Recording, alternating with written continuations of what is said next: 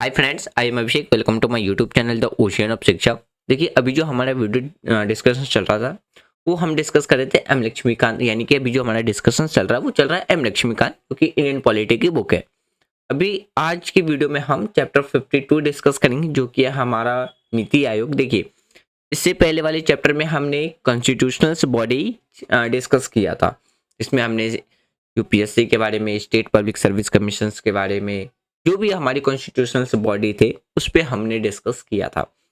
जो हमारा चैप्टर 52 है, ये अब हमारा किस में जा रहा है, जैसे नीति आयोग है, ये सब हम नॉन कॉन्स्टिट्यूशनल बॉडी के पे डिस्कस करेंगे। जैसे देखिए, अगर हम बात करते हैं नॉन कॉन्स्टिट्यूशनल बॉडी, इसमें हम NITI Aayog, national commission, national human right commission, state human right commission, central information commission, state information commission, central vigilance commission, central bureau of investigations, Lokpal and Lokayukta, national investigation agency, national disaster management authority, ये सारी हमारी क्या है, एक तरीके से non constitutional body है। तो हम अभी नॉन कॉन्स्टिट्यूशनल बॉडी अब स्टार्ट करने जा रहे हैं।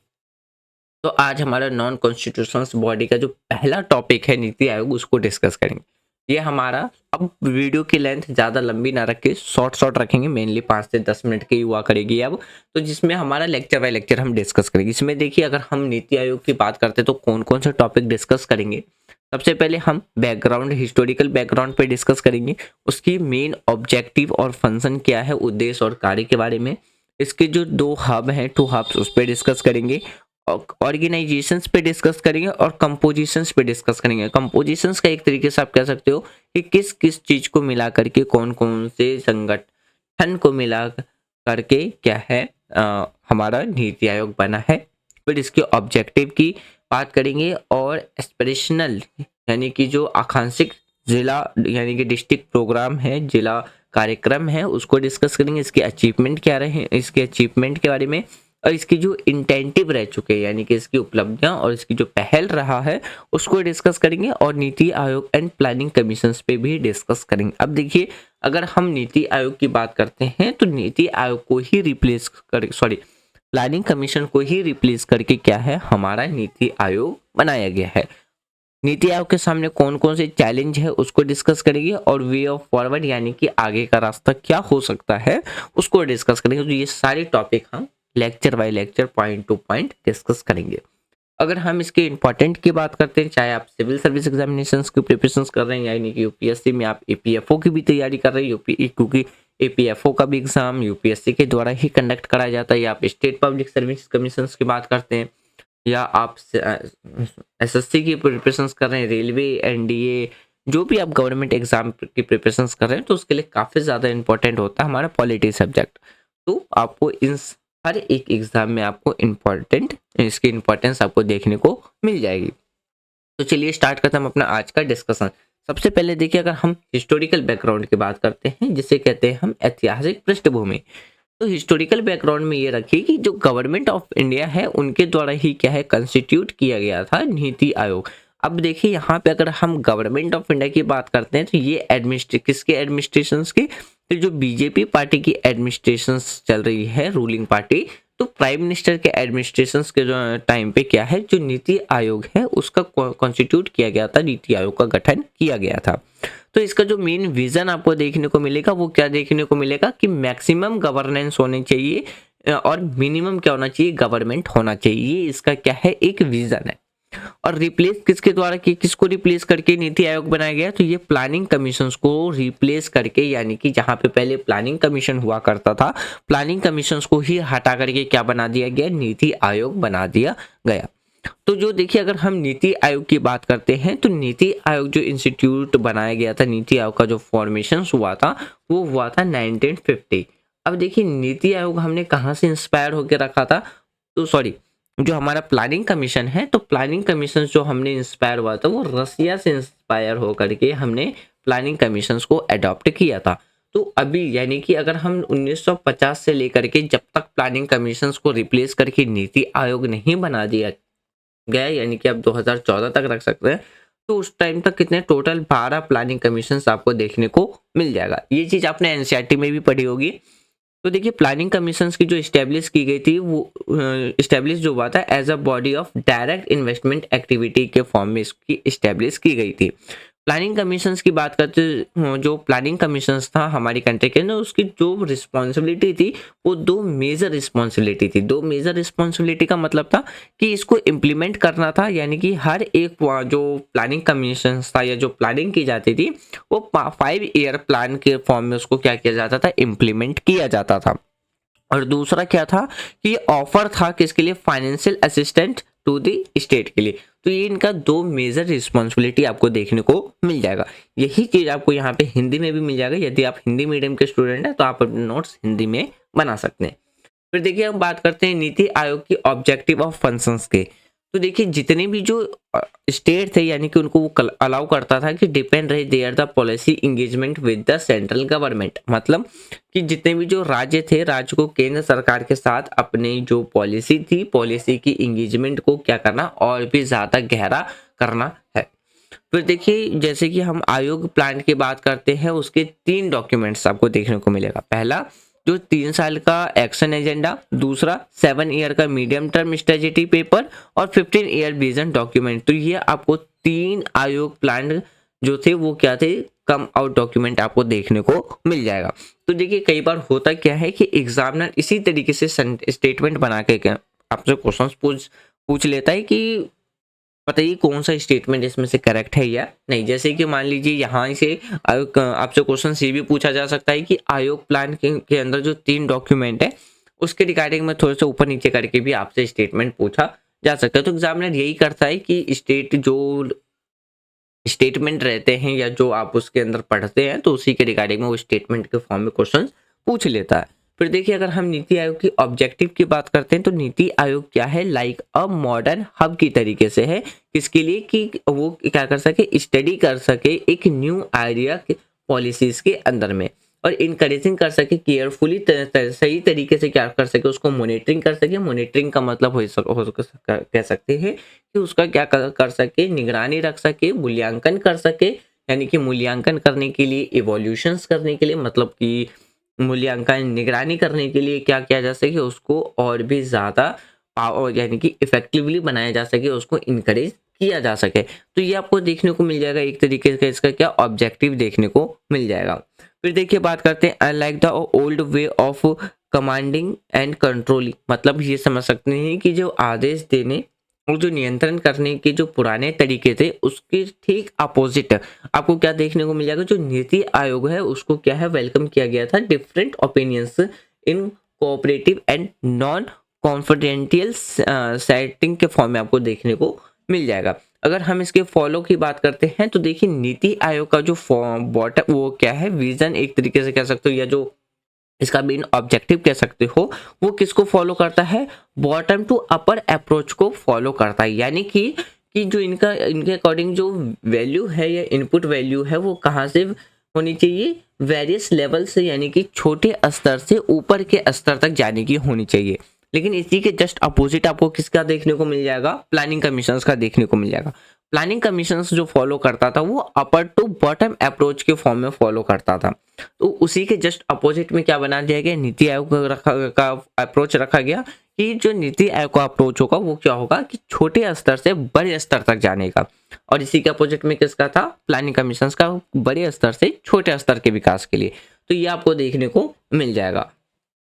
फिर देखिए अगर आगे बात करते हैं जो नीति आयोग है उसकी ज़रूरत हमें इसलिए पड़ी क्योंकि जो प्लानिंग कमीशन था हमारी कंट्री की अगर बात करते हैं, हमारी कंट्री के अंदर जो प्लानिंग कमीशन था, अगर हम उसके प्रीवियस टाइम पे की बात करें तो उसके द्वारा क्या है, कुछ क्रिटिज्म यानी कि कुछ आलोचना उनके द्वारा क्या है फेस किया गया था रिगार्डिंग किसकी जो डेवलपमेंट प्लान्स है उसमें। तो इसमें देखिए बात कर जो प्लान्स के अंदर बात करते हैं जो देश का विकास था विदाउट इन्वॉल्विंग, ये हम कंसाइडिंग की बात करते हैं unique social and economic situations के बगैर नहीं किया जा सकता था। यानी कि अगर हम अपने राष्ट्र में बात करते हैं, राष्ट्र को शामिल किए बिना जो हमारी सेकेंड अगर बात करें यानी कि जो हमारा सोशल या हम इकोनॉमिक सिचुएशंस की बात करते हैं उस पर विचार किए बिना हम क्या कर सकते हैं, अपनी विकास की योजनाओं को नहीं यानी कि विकास की योजनाएं थोपने के लिए आलोचना का उन्हें सामना क्या है करना पड़ा था। तो इस वजह से क्या है, प्लानिंग कमीशन को अब क्या था, रिप्लेस करने की जरूरत थी कि उसकी जो अप्रोच है वो क्या है, वन साइज फिट्स है हर एक अप्रोच में। तो इस वजह से क्या है, नीति आयोग को क्या है रिप्लेस, जो नीति आयोग है उसको प्लानिंग कमीशन की जगह पे रिप्लेस करके क्या लाया गया, नीति आयोग लाया गया। देखिए नीति आयोग की जो गोल है उसकी बात करते हैं, यानी कि जो उद्देश्य है वो क्या है, देश के हर एक स्टेट के अंदर, यानी कि हमारी कंट्री के अंदर जितनी भी जो स्टेट है उनका ज़्यादा से ज़्यादा इन्वॉल्वमेंट हो सके, किसके लिए, इकोनॉमिक पॉलिसी बनाने के लिए। और इनका जो एम है, अचीवमेंट, वो क्या है, एक सस्टेनेबल डेवलपमेंट गोल और टीम वर्क बिटवीन स्टेट और सेंट्रल के बीच में था। तो इनके बीच में कॉर्पोरेट करने के लिए, ताकि एक कॉर्पोरेट फेडरलिज्म लाया जा सके, तो इस वजह से क्या है, नीति आयोग की स्थापना की गई। तो ये इनका आपको क्या देखने को मिलेगा, मेन ऑब्जेक्टिव देखने को मिलेगा।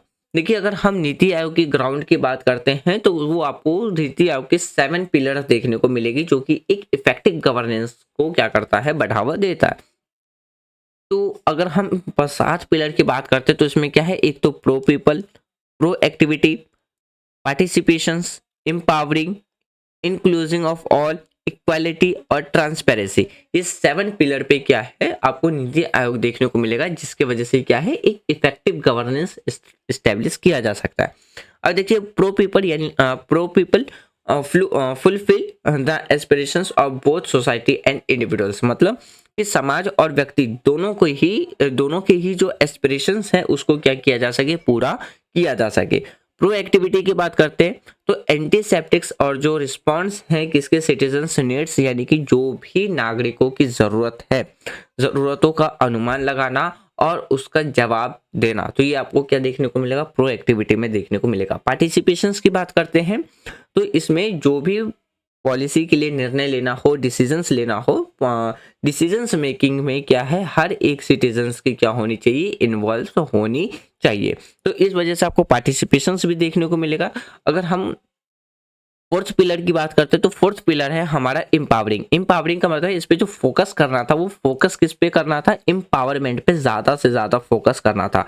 स्पेसिफिकली अगर बात करते हैं तो वुमेन इन ऑल एस्पेक्ट्स, यानी कि जो हमारा इसमें विशेषकर जो सभी पहलुओं पे ध्यान दिया गया था वो किसके लिए भी दिया गया था, वुमेन्स के लिए भी दिया गया था। इंक्लूजन ऑफ ऑल की बात करते हैं जो कि हमारा फिफ्थ पिलर था, इसमें इंश्योर करना था inclusion of all the people regardless of caste, creed और जेंडर, मतलब कि जो भी हमारी जाति हैं, पंथ हैं या जो भी जेंडर है कि उसकी परवाह किए बिना भी क्या, उसकी परवाह किए बिना सभी लोगों का समावेश इसमें क्या करना था, सुनिश्चित करना था, इंक्लूजन करना था।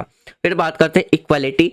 इक्वालिटी में था प्रोवाइड, यानी कि इक्वल अपॉर्चुनिटी प्रोवाइड कराना, यानी कि सबको समानता का सबको सामान्य अवसर क्या करना, प्रोवाइड कराना, प्राप्त, यानी कि आप कह सकते हो उपलब्ध कराना। किसके लिए, ताकि वो पर्टिकुलरली रहे किसके लिए, यूथ के लिए, खास करके किसके लिए, जो देश के युवा हैं, यूथ हैं, उनके लिए। ट्रांसपेरेंसी की बात करते हैं जो कि हमारा 7th पिलर है नीति आयोग का। तो इसका जो उद्देश्य है, मेन एम है, वो क्या देखने को मिलेगा, to make the government visible and responsive, यानी कि इसका जो उद्देश्य है वो क्या था, सरकार को और भी ज़्यादा ट्रांसपेरेंसी और उत्तरदायित्व बनाने का है। तो ये आपको 7 पिलर देखने को मिल जाएंगे नीति आयोग के। तो फ्रेंड्स ये था हमारा आज का डिस्कशन। इसके बाकी की जो टॉपिक है हम उसको लेक्चर 2 में डिस्कस करेंगे। तो इस तरीके से आप लेक्चर बाय लेक्चर हम सारे टॉपिक को डिस्कस करते जाएंगे। जब नीति आयोग कंप्लीट हो जाएगा तब उसके बाद मैंने आपको बताया था कि अभी जो हमारा चल रहा है वो क्या चल रहा है, नॉन कॉन्स्टिट्यूशनल बॉडी चल रहा है। नीति आयोग कंप्लीट होने के बाद हम अब national human right commission discuss करेंगे, और नेशनल राइट ह्यूमन कमीशन में ही हम क्या है, स्टेट के जो ह्यूमन राइट कमीशन है उसको इंक्लूड कर लेंगे। देखिए जहाँ जहाँ पे नेशनल और स्टेट है उसको हम साथ में कंप्लीट कर लेंगे, जैसे कि हमारा जो ये 2 चैप्टर होगा, नेशनल ह्यूमन राइट कमीशन और स्टेट ह्यूमन राइट कमीशन, इन दोनों को हम एक ही चैप्टर में डिस्कस कर लेंगे। और सेंट्रल इंफॉर्मेशन कमीशन और स्टेट इंफॉर्मेशन कमीशन, इन दोनों को हम क्या कर लेंगे, एक ही चैप्टर में डिस्कस कर लेंगे। बाकी उसके बाद ये सारे के लिए हम सेपरेट लेक्चर डिस्कस करेंगे। देखिए स्टेट इंफॉर्मेशन, अगर हम स्टेट और नेशनल की बात करते हैं तो इसमें सिर्फ आर्टिकल का डिफरेंस आता है, बाकी हर चीज़ आपको क्या है, सेम देखने को मिलेगा। और कहीं पे बस एक डिफरेंस ये भी रहता है, सेंट्रल लेवल पे आपको, नेशनल लेवल पे आपको प्रेसिडेंट का इन्वॉल्वमेंट देखने को मिलेगा और स्टेट लेवल पे आपको गवर्नर का इन्वॉल्वमेंट देखने को मिलेगा। तो इस और ज़्यादा कोई डिफरेंस रहता नहीं है, फंक्शन सेम रहते हैं, ऑब्जेक्टिव सेम रहते हैं, हर चीज़ सेम रहता है, बस आर्टिकल और जो मिनिस्टर है यानी कि हम प्रेसिडेंट और गवर्नर में थोड़ा सा आपको चेंज देखने को मिल जाएगा। वीडियो के रिगार्डिंग आपको कोई भी सजेशंस देना है कमेंट बॉक्स ओपन है, आप कमेंट बॉक्स में दे सकते हैं। यदि वीडियो पसंद आ रही है तो वीडियो को ज़्यादा से ज़्यादा लाइक करें, शेयर करें एंड चैनल को सब्सक्राइब करें। Thanks for watching friend, take care, जय हिंद।